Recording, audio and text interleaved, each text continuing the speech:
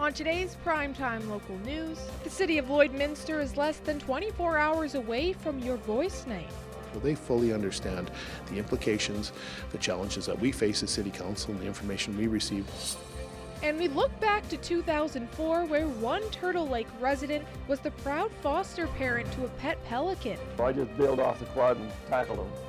I'm a big guy, so I could do that. And he never fought me one bit or anything. Hey, I'm Eric Bay, and today we are here with residents in recovery checking out their second AIDS awareness walk, which is happening today. Everything they will be having going on here throughout the day, checking out to get that awareness raising for AIDS. So we're going to have all that and more coming back from here throughout tonight's show.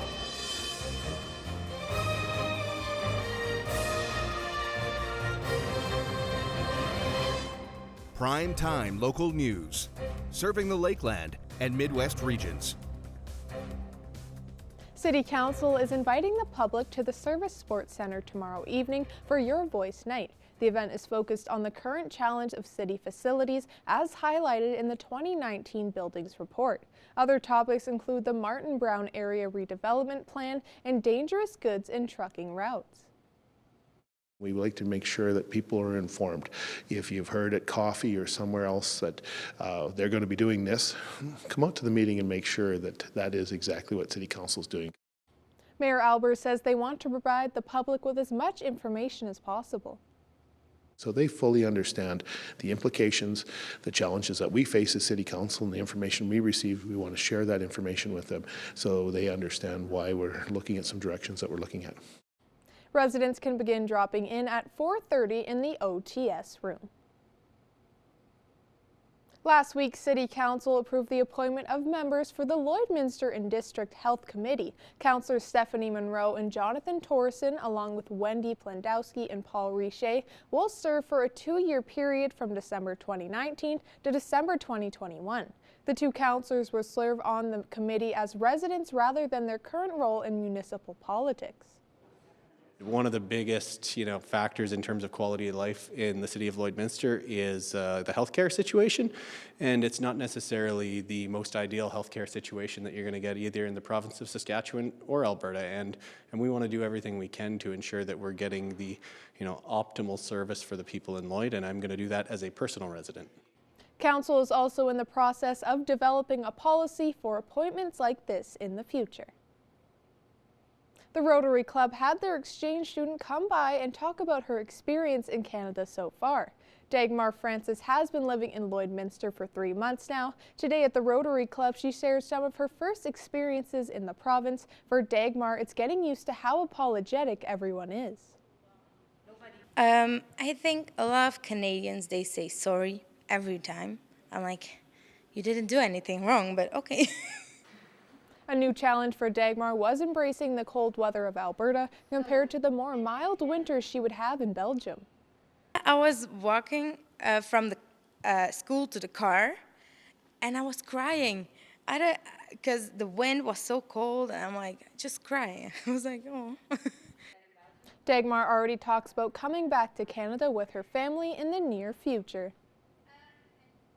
Now we go to our Eric Bay, who was on location today. Back here today with residents in recovery, and today we are checking out their AIDS walk, which is happening here today, and I'm joined now by Tyler Lorenz. And so first off, can you tell us a little bit about what you guys do have going on here today with that AIDS walk?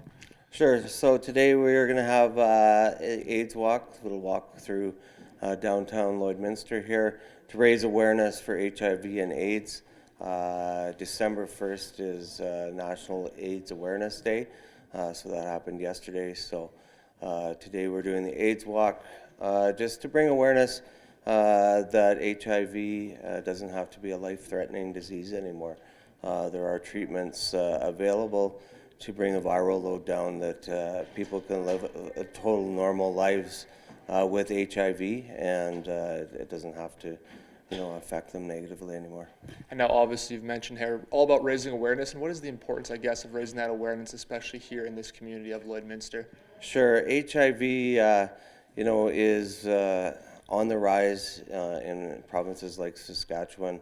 Saskatchewan actually has the highest rate of HIV in the entire country. So we want to make sure that people understand that it is a treatable disease now, and that individuals can get help, and it doesn't have to affect their lives. You know, many people are carriers of HIV and they're not even aware of it. So we really want to, you know, have people get tested, especially if they're, you know, in a high risk category, like you know, IV drug user, or you know, have many sexual partners. It's really important that individuals get tested so that they can find out that they are a carrier, and then they can get the treatments that are necessary to prevent the spread of HIV.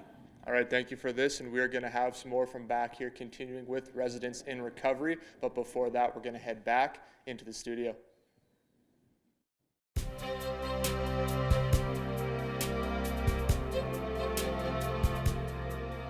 It is -4 here in Lloydminster. Fairly clear skies, just a little bit of cloud coverage. It was a fairly nice day out today. Nothing too bad, no real snowstorms or anything like that. 21-kilometer winds coming out from the west, though, making it feel like closer to -10 with that wind chill, but it's not too bad. -3 in Cold Lake, -1 in Edmonton, Athabasca, and Whitecourt, +2 in Edson, -5 in Red Deer, -6 in Rocky Mountain House, and 0 out in Jasper. And on the Saskatchewan side, -3 in Meadow Lake, -6 in Prince Albert, -7 in Melfort, -5 in Saskatoon, and -2 out in North Battleford. And overnight in North Battleford, they'll have a little less cloud coverage than they do have now, and the temperature will drop to -6, and that wind will slow down to 11 kilometers per hour coming in from the west-southwest, which will pick up to 15 kilometers per hour coming in from the west tomorrow, and there'll be a daytime high of +3 with a mix of sun and cloud throughout the day. In Cold Lake overnight, they are relatively clear with just a little bit of cloud coverage, and that wind will stay steady at 13 kilometers per hour coming in from the west-southwest, where the temperature will drop to -6 overnight. And then tomorrow it should be a fairly sunny day throughout with a high of +1, but that wind will pick up to 20 kilometers per hour coming in from the west, so it's going to feel a little bit cooler than the temperature. Here in Lloydminster, we'll get just a little bit more cloud coverage overnight, and the temperature will be at -5 degrees, and that wind will stay steady tomorrow at 20 kilometers per hour coming in from the west-southwest, which will switch directions to just the west tomorrow at that same speed, with a daytime high of +2 with a mix of sun and cloud throughout the day. And then a low of -5 as well. For Wednesday, it'll be a little bit more cloudy than it was tomorrow, with a daytime high of -3 and a low of -6. And then on Thursday, we'll go back to sunny days with just a little bit of cloud coverage with a high of -4 and a low of -9. That wraps up your 3-day forecast. We'll have more news coming up after the break.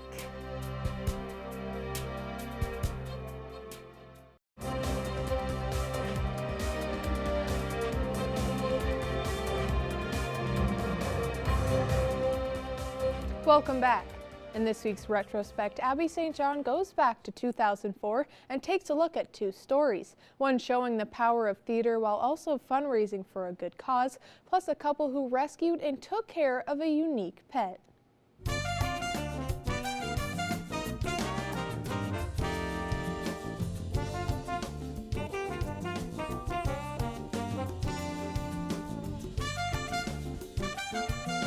Back in 2004, a fundraiser took to the stage to raise money for the SPCA. While it was all laughs for the audience at the SPCA's annual play, countless hours of serious work have gone into making the fundraiser a success.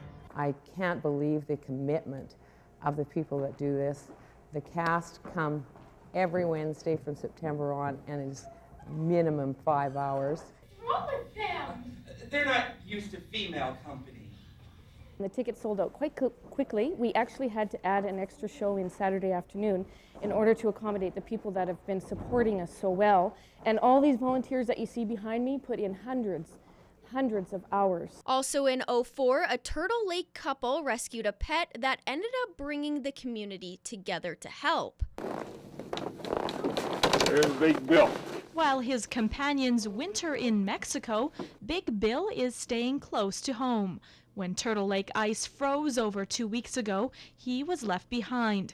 Sam and Joanne Rode, who had been watching the pelicans all summer, discovered he had only one wing. It's a nice treat for him. We feed him once a day, and he likes nothing but fish, and he likes to think that they're alive, so you have to throw them to him, or he won't eat them. Big Bill eats 4 pounds of fish every day. The Rhodes say they've been amazed by how the community has responded to help feed the animal. Even the First Nations net fishermen have contributed. People all over the community are bringing fish. To start with, nobody could ice fish yet, so there wasn't any fish. People were going to the Safeway store, buying fish, and bringing them to us to feed Big Bill. For this week's Retrospect, I'm Abby St. John. Retrospect is brought to you by Webb's Machinery. Webb's Machinery, your New Holland dealer in Vermilion, Bakerville, and Lamont.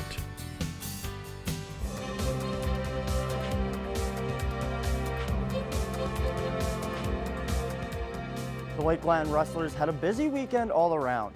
To kick things off, we'll send it to the basketball teams. Both the men and the women traveled to Grand Prairie to take on the Wolves. The men's side struggled at times facing the last place team, even going down by as many as 14 points. They would claw back and sweep the Wolves, winning 77-69 Friday and 85-81 Saturday. The men are now sitting at 500 going into their break. The women's team had the same outcome, but a little different scores. The Rustlers won both their games easily. 92-45 on Friday made a new season-high 47-point differential. 81-54 was the score on Saturday, keeping the women atop the ACAC. Keeping it in the gym, but now at home, the Rustlers hosted Grand Prairie in volleyball this weekend. The nationally ranked Rustlers women's team took on the Wolves in a tough test. They made Friday night look easy, winning in straight sets, but completing the sweep wouldn't be easy. The women clawed back from being down 2-0 to win 3-2 and sweep the Wolves. For head coach Austin Dyer, good work by my team to stick with it and to work to find a way to beat this team today. Being down 2-0 and then coming back and winning in 5, it doesn't happen that often, and so it's a great way for us to finish. the men dropped their Friday night match, but key players coming off the bench helped the Saturday matchup. Like the women, the men were also down 2-0. After grinding out set wins in the third and fourth, the Rustlers charged to an 18-16 fifth set victory. Yeah, last 3 sets. It was a grind last night. We didn't get the result we wanted, but we knew we had to really gear down, and it took a lot of mental as well as physical strength. And the Rustlers now have a break until January 10th.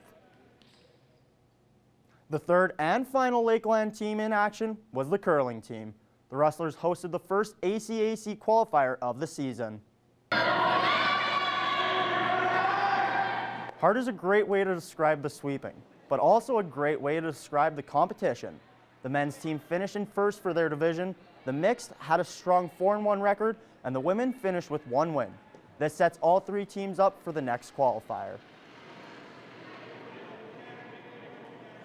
It was great, yeah. The men and the mixed team have done very well, and the women's team come on strong in the end, so we're in a good mix. All 3 teams had a really good weekend that way. The next qualifier is in Edmonton, January 24th. And now to our Abby St. John, who's got the weather.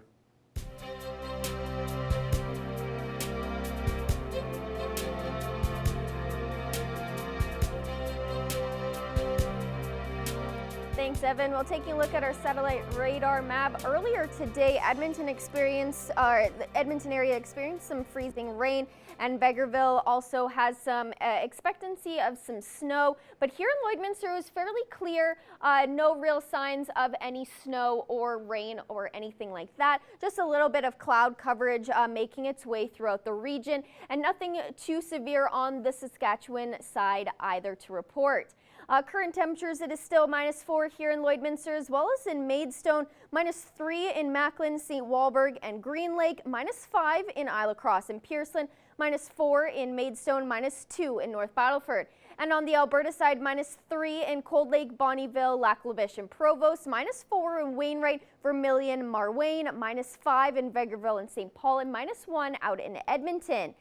And tomorrow's temperatures will be +2 as the daytime high here in Lloydminster, as well as in Marwayne, Wainwright, and Provost. +3 in Vermilion, Vegreville, and Edmonton, 2 in Lac La Biche, and in Wainwright, 1 in Bonnyville, St. Paul, and Cold Lake. And on the Saskatchewan side, 1 in St. Walburg and Isla Crosse, 2 in Pearceland, Meadow Lake, Green Lake, and Maidstone, 3 in Macklin and in North Battleford. And overnight across the region, no snowfall to report. Fairly clear skies in Provost, Isla Crosse, Unity, and Wainwright, and then a little bit more cloud coverage in the rest of the region, with temperatures pretty low, staying at around -8 to -5.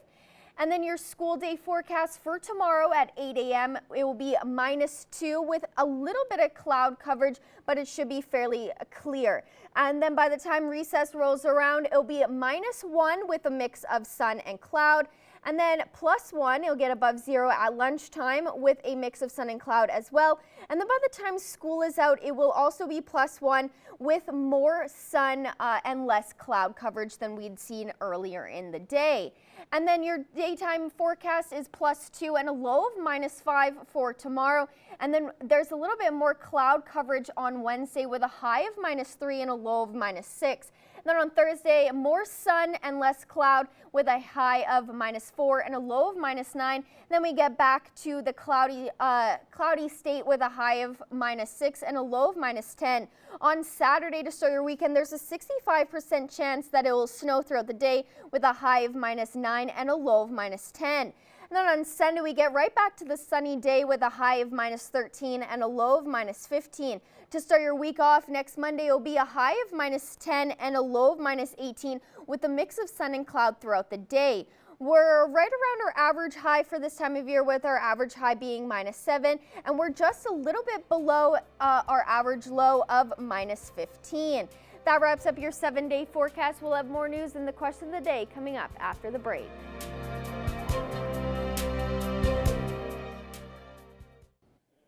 Back here again today with Residents in Recovery, and today is their AIDS Walk, and it is the second time they have been putting this on. I'm joined once again by Tyler Lorenz, and as we mentioned, second year here for you guys doing this AIDS Walk. So talk about, I guess, past response in last year's walk. Sure. Last year was the first year that we did the AIDS Walk. It is a national event, but we've only been in business now this is our second year. So we've only been part of the event now. This is the second time. So last year we had roughly 15 people take part in the AIDS Walk, and we went from the Prairie North Plaza to here. This year I'm looking forward to a much bigger response, so probably more than double. So, just to raise more awareness, it gets bigger every year, which is good. I'm expecting to have at least 30 people here this year. And now we've talked again about raising that awareness, but you guys are also going to be doing some education as well here throughout the day. So talk a little bit about what you'll be sharing with the people who do attend this event. Sure. We've set up a lot of information boards, for people to find out more information. We'll have the population health individuals here, peer mentors, that people can talk to find out what resources are available in our community. We can also connect them to those peer mentors and other resources by coming into Residents in Recovery here. We have a great working relationship with them. Obviously, a number of the high-risk categories are people that struggle with addictions. So we connect those individuals to those people, as quickly as possible, so that they can get on the right treatments. All right, thank you for sharing that with us today, and we are going to have some more from back here again with Residents in Recovery, continuing with their second AIDS Walk. But before that, we're going to head back into the studio.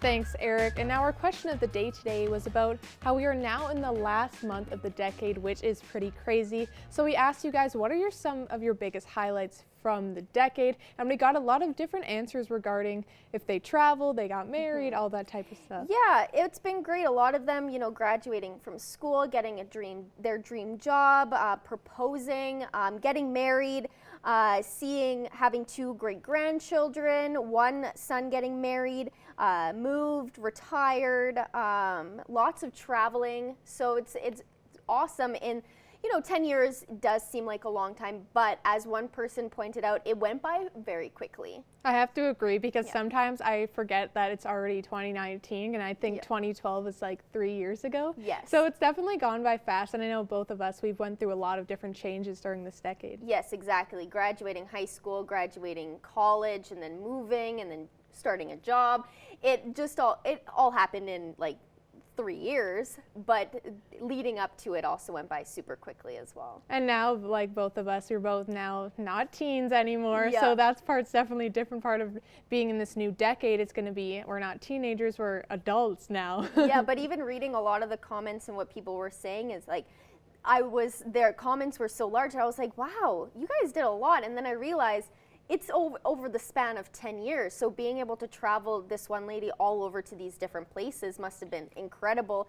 And then getting married, seeing grandchildren being born, seeing her son getting married, and then other commenters saying, I found the love of my life in the 10 years, which is amazing. And it just puts into perspective, yeah, a lot of bad things can happen, but you have to really look at the highlights of everything to make it all worth it. And I would say definitely I would agree with the people seeing like their family members grow up, because my brother being so little and growing up, and now my cousins growing up. Yeah, exactly. I saw how my sister and I became friends over the decade, so it was awesome. Well, thank you to everyone who commented, but now we're going to take a look at your pet pad submissions. So thank you to everyone who submitted on our Facebook page, and when you enter, you are automatically submitted into a gift card draw at the end of the week to the pet pad.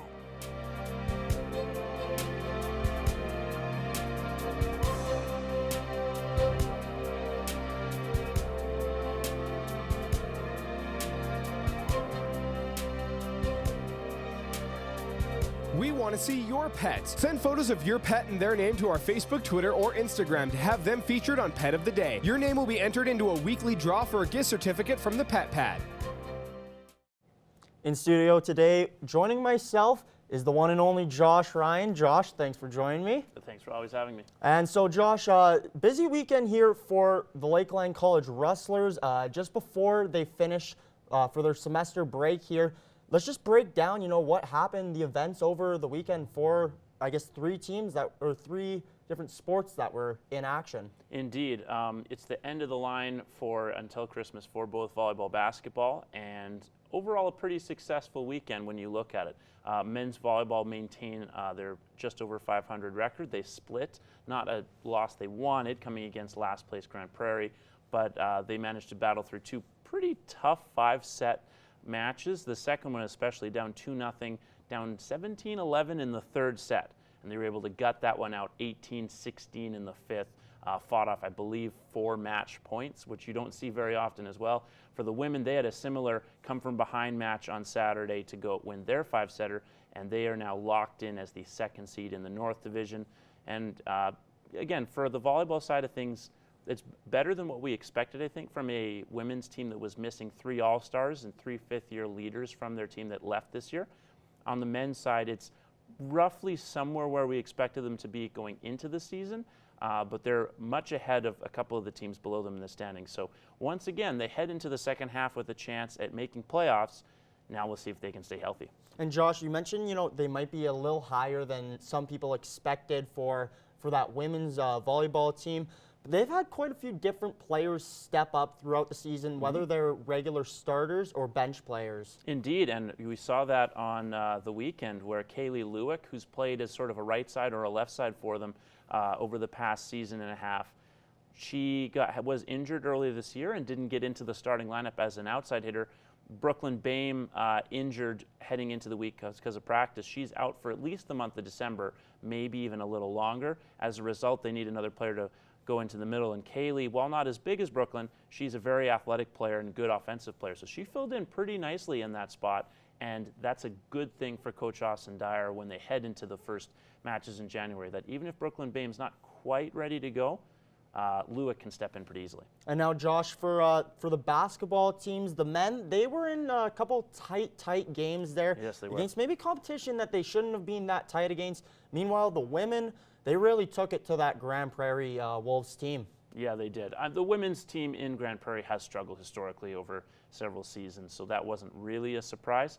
On the men's side, the men's basketball team has been pretty good, but they are sitting at the bottom of the standings. And it was a tough weekend, or almost a tough weekend for Coach Sheree Thomas's team. Down 14 at the half in Game 1. They came from behind to win that. Almost blew a 12-point lead the next night to win by 4. But the important thing for them is that they're now 6-6. They're tied for 4th, that last playoff spot in the North Division. And they know that they can't rely on sneaking in like they did last year with the host seed, because Augustana hosts this year. So that was big. They got those wins. Women are still looking very strong, obviously. Yeah, and the women, they won by 47 points on Friday. I mean, 47 points, how often do you see that in any basketball game, any basketball league? They are truly a dominant force. For sure, but we have seen it this season already. Kings Eagles, when they played the Grand Prairie Wolves, they lost the first night by 5, won the next night by 53. So it's not the first time there's been that kind of deficit. That particular change of loss to win by 50, you see less often. Something you also don't see every day, of course, was the curling region, fall regional, I should say, that was hosted in Vermilion. We got some pretty good results overall from the Rustlers curling teams. Yeah, for sure.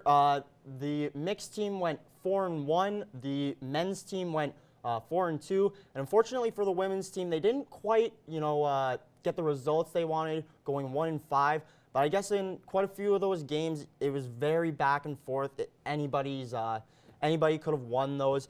And it sets up, 2 of the 3 teams for sure really well for the next qualifier if they want to make it to that ACAC championship. For the girls, they'll really have to crawl back if they want to make that championship. And another team that has to crawl back is the Bobcats. Quickly here, we'll just note they dropped both games on the weekend, losing by 1 goal in each of them. So they'll be taking on the Spruce Grove Saints here on Wednesday. So that should be an exciting one. Yeah, and it's a big one for them, because if they want any hope of being a playoff team still, they're going to have to start to get a couple of wins in a row. They're still sitting 12 points back of the team they just dropped 2 games to. I guess we'll see. Furniture set and design supplied by Furniture Gallery and Furniture House, downtown Lloydminster.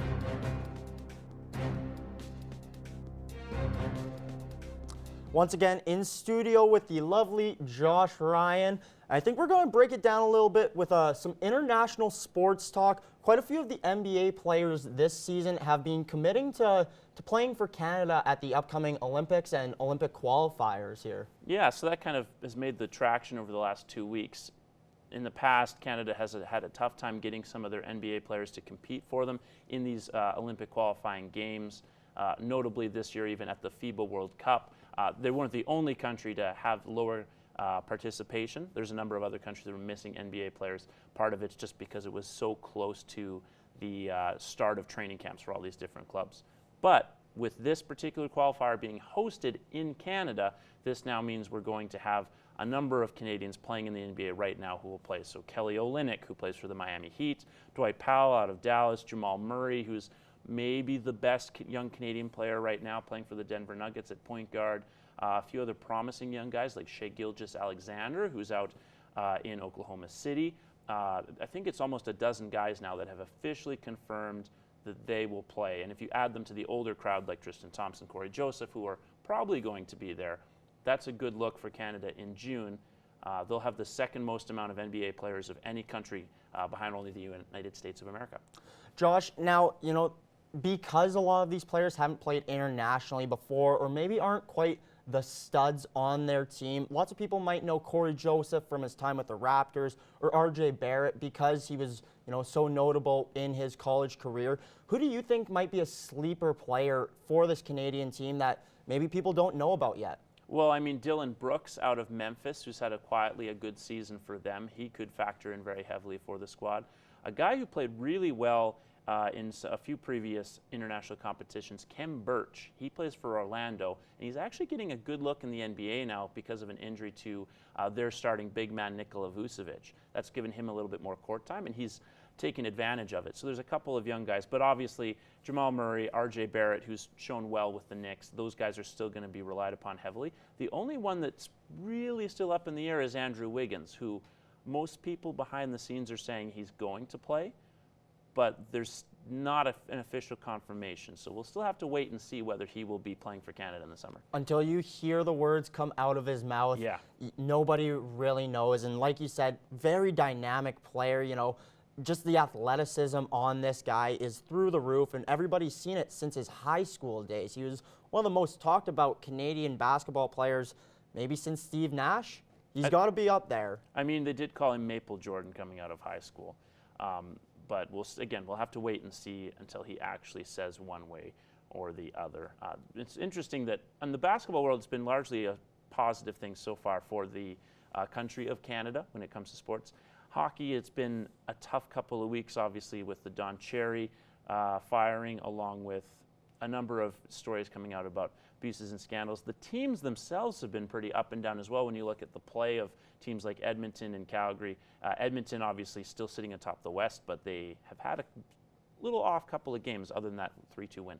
For sure, there's been ups and downs. I mean, you kind of have to expect it throughout any hockey team, any hockey season. But you're right, in the last 10, they're hovering right around 500. And when you look at the start that they had, that might not be a great sign. You know, maybe some players like Ethan Bear, like Mike Smith, who had those super hot starts, maybe they're starting to come down. And I mean, it's part of every season, like I said.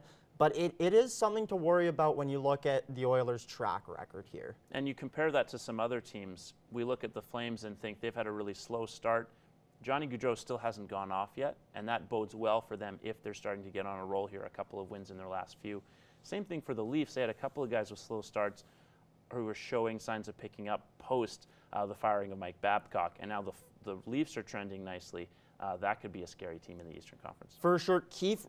He really bonds well with those young players, whether it was, you know, knowing them through the Toronto Marlies, their American team, or just from knowing them in his days coaching against them or coaching them in the OHL. He just connects really well with the young players, and I think they're starting to, you know, they're buying into his system, so that's a good sign to see for them. And a quick question before we head to break here. Do you think that Tom Brady is starting to show his age finally, or are we overreacting to the Patriots losing to the Houston Texans? We might be overreacting slightly when you think about their roster and whatnot, but I mean, that's a huge win for the Texans, and it's a bit of a game changer in the NFL. So I guess only time will tell with Tom Brady.